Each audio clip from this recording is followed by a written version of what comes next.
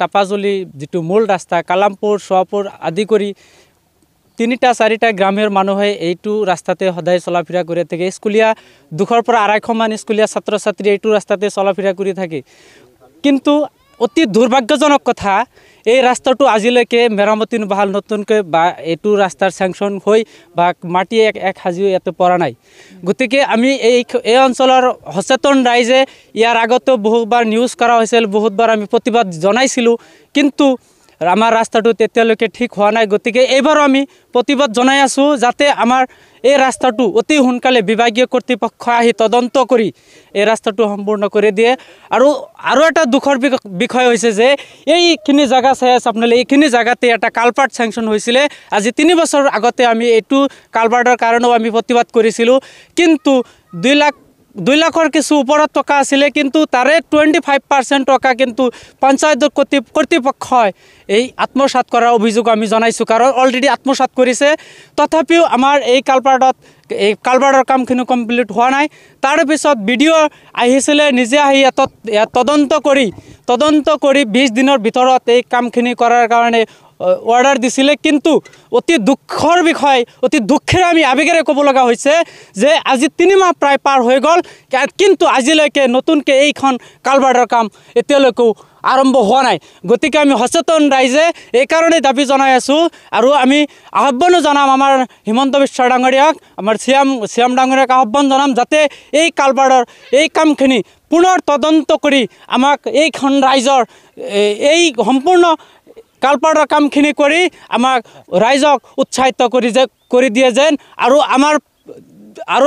এটা কথা হৈছে, আমাৰ যিখিনি ৰাস্তা আছে টাপাজলি মেইন ৰাস্তা, পাকা ৰাস্তাৰ পৰা আৰম্ভ কৰি টাপাজলি LP স্কুললৈকে যিখিনি ৰাস্তা আছে, এই ৰাস্তাখিনি যাতে আমাক অতি সোনকালে ঠিক কৰি দিয়ে, বাৰিষা অহাৰ আগতে যাতে ঠিক কৰি দিয়ে, এইখিনি জনাই আমি এইখিনিৰ কাৰণে আমি প্ৰতিবাদ আৰম্ভ কৰিছোঁ। আৰু দ্বিতীয়টো কথা হৈছে, যদি এইখিনি কাম যদি বাৰিষাৰ আগতে কমপ্লিট নহয়, তেতিয়াহ'লে আমি অতি সোনকালেই এই অঞ্চলৰ সম্পূৰ্ণ ৰাইজখিনি লৈ আমি গণতান্ত্ৰিকভাৱে আন্দোলন গঢ়ি তোলাৰ কাৰণে হুংকাৰ জনাই আছোঁ। আজি আমি এই অঞ্চলৰ কিছু সচেতন ৰাইজে ইয়াতে ৰাস্তাত থিয় হৈ প্ৰতিবাদ কৰিবলৈ বাধ্য হৈছোঁ। এইকাৰণেই আমি অতি দুখেৰে ক'ব বিচাৰিছোঁ, ভাৰতবৰ্ষ স্বাধীন হোৱাৰ 77 বছৰ পাৰ হৈ যোৱাৰ পিছতো মূল ৰাস্তাৰ পৰা কালামপুৰলৈ যোৱা যি ৰাস্তা, এই ৰাস্তাৰ কাম আজিলৈ সম্পূৰ্ণ নহল।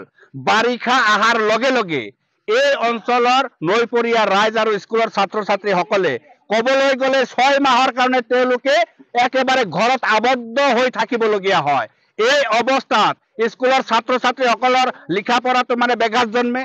আনফালে কৃষকসকলৰ যি উৎপাদিত ফসল বজাৰলৈ নিয়াৰ কোনো ব্যৱস্থা নাই, তেওঁলোকেও আক্ৰান্ত হয়। তাৰ লগতে আমি লক্ষ্য কৰিছোঁ, এই বৃহত্তৰ অঞ্চলৰ কৃষিভূমি আছে, তেওঁলোকে যি খেতি বাতি কৰে, ইয়াতে আজি 3 বছৰ আগত এখন কালভাৰ্টৰ কাৰণে চৰকাৰী ধন আবণ্টন হৈছিল, কিন্তু অতি পৰিতাপৰ বিষয়, আমি পঞ্চায়তৰ যিসকল প্ৰতিনিধি আৰু কৰ্মকৰ্তাসকলক নিৰ্বাচিত কৰিছোঁ, তেওঁলোক মানুহ মাৰা যন্ত্ৰ আমি বুজিব পৰা নাই। চৰকাৰে দিয়া আবণ্টিত ধন 25% টকা তুলি আত্মসাৎ কৰিছে।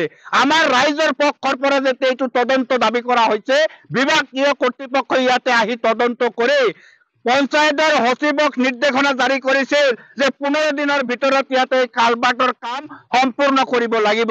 কিন্তু দুখেৰে ক'ব বিচাৰিছোঁ যে সেয়াও যেন ফটকাৰ ফেন হৈ গুচি গ'ল। এই আজি 3 মাহ পাৰ হৈ যোৱাৰ পিছত পঞ্চায়ত কৰ্তৃপক্ষই কোনো ধৰণৰ উদ্যোগ ইয়াতে গ্ৰহণ কৰা নাই।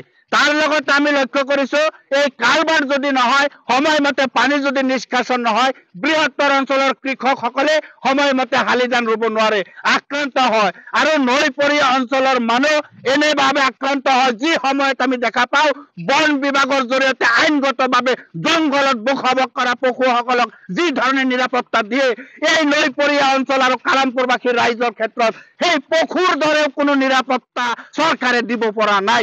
এই ক্ষেত্ৰত এই চৰকাৰ নামৰ যন্ত্ৰখন ব্যৰ্থ বুলি মই ক'ব বিচাৰিছোঁ, আৰু লগতে আবেদন কৰিব বিচাৰিছোঁ, অতি সোনকালে ইয়াতে কালভাৰ্ট নিৰ্মাণ কৰক, আৰু বাৰিষা অহাৰ লগে লগেই, বাৰিষা অহাৰ আগতেই এই ৰাস্তাৰ কাম কৰিব লাগিব আৰু যদি হেয়া নহয় আজি আমি ৰাস্তাত কেইজনমান মানুহ ইয়াত একত্ৰিত হৈছো আমি চৰকাৰক সকীয়াই দিছো এই কাম যদি নহয় তেতিয়াহ'লে বৃহত্তৰ অঞ্চলৰ সকলো ৰাইজক ঐক্যবদ্ধ কৰি ৰাজপথ অৱৰোধ কৰি বৃহত্তৰ গণতান্ত্ৰিক আন্দোলন গঢ়ি তুলিবলৈ আমি বাধ্য হ'ম।